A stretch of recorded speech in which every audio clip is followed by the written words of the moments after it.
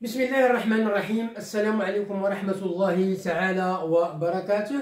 مرحبا بكم دائما أعزائي التلاميذ، مرحبا بكن عزيزاتي التلميذات، مرحبا بكل المتتبعين والمستفيدين من هذه الدروس عبر هذه القناة، قناة الحمر كونسوليداسيون 2، التي تتمنى لكم دائما النجاح والتوفيق في مسيرتكم الدراسية. هذه القناة التي لا تدخر جهدا لكي تقدم إليكم كل ما تحتاجونه من دروس الدعم والتقوية، سواء في مادة الرياضيات أو مادة اللغة الفرنسية بالسلكين، السلك الابتدائي والسلك الإعدادي، وكذلك مادة النشاط العلمي بالسلك الابتدائي.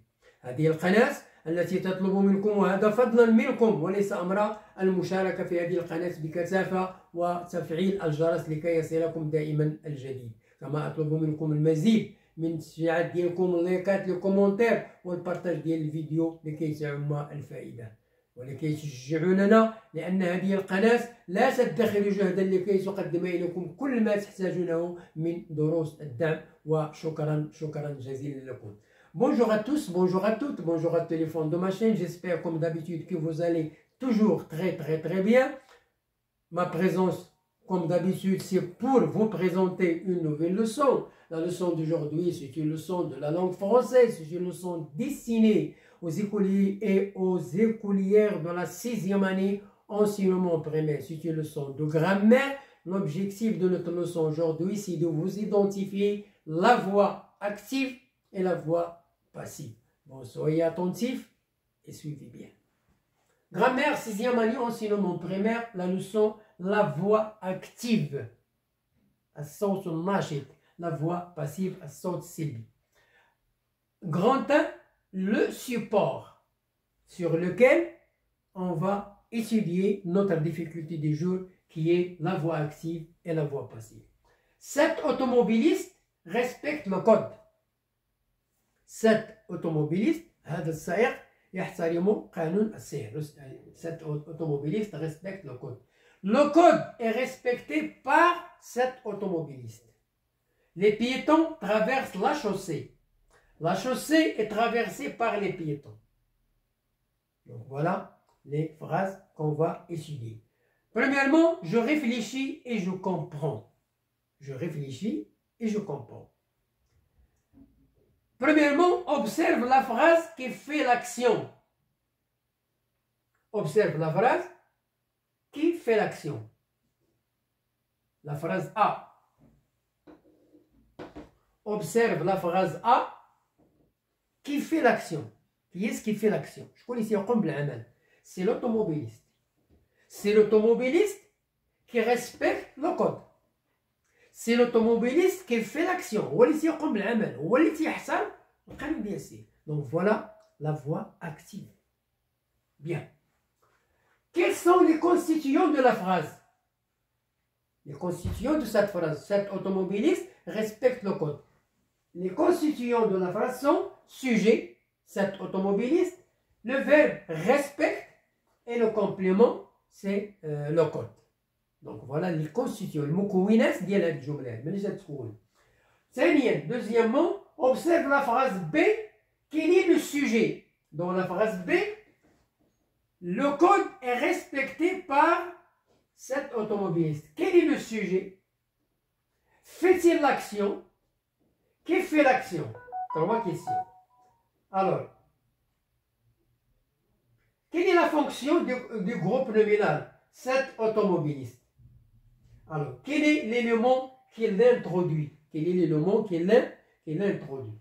Bien.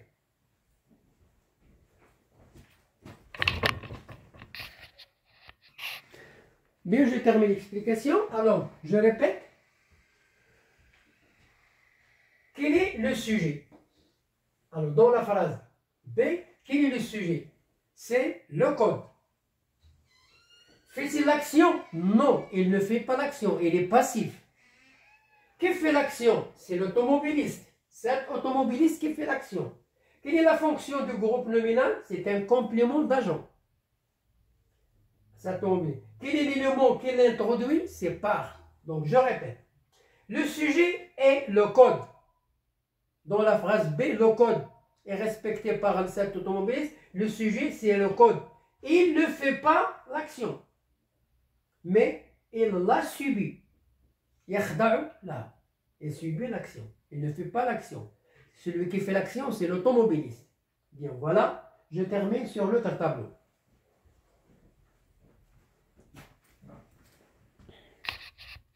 Bien. Alors, je termine l'explication. C'est l'automobiliste qui fait l'action. C'est l'automobiliste qui fait l'action. Le sujet, c'est le code, mais il est passif. Il ne fait pas l'action. Celui qui fait l'action, c'est l'automobiliste. Cet automobiliste, c'est un complément d'agent. C'est un complément d'agent. Il est introduit par part.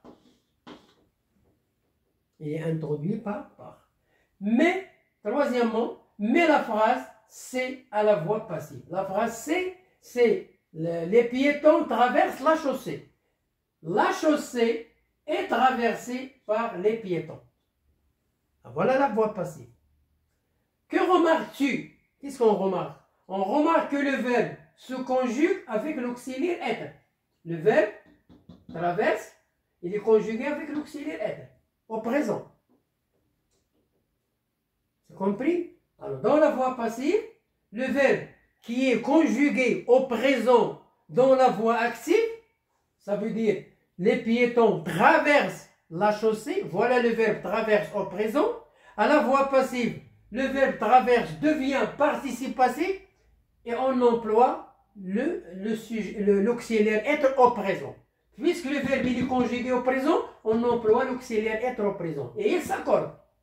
Il s'accorde. Le participe passé s'accorde. Bien. Le sujet devient complément d'agent. Le sujet devient complément d'agent. Et le complément devient sujet passif. Et le complément devient sujet passif. Regardez ça. Le sujet dans la voie active devient complément d'agent. Et le complément d'agent devient sujet passif. Bien.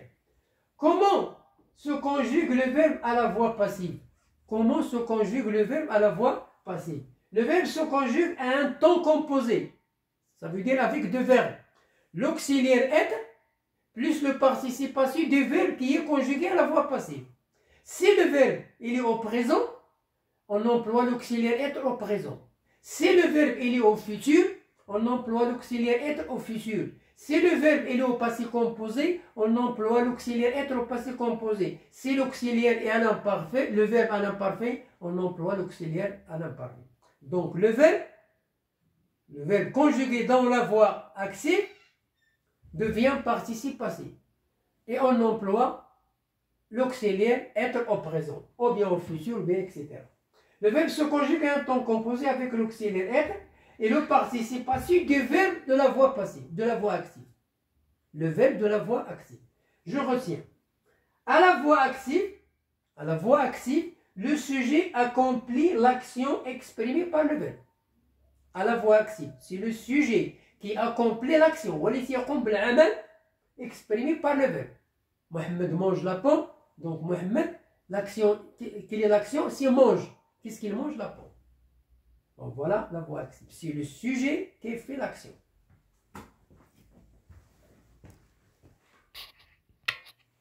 Bien. Alors voilà un exemple de la voie active. Le cycliste observe les feux.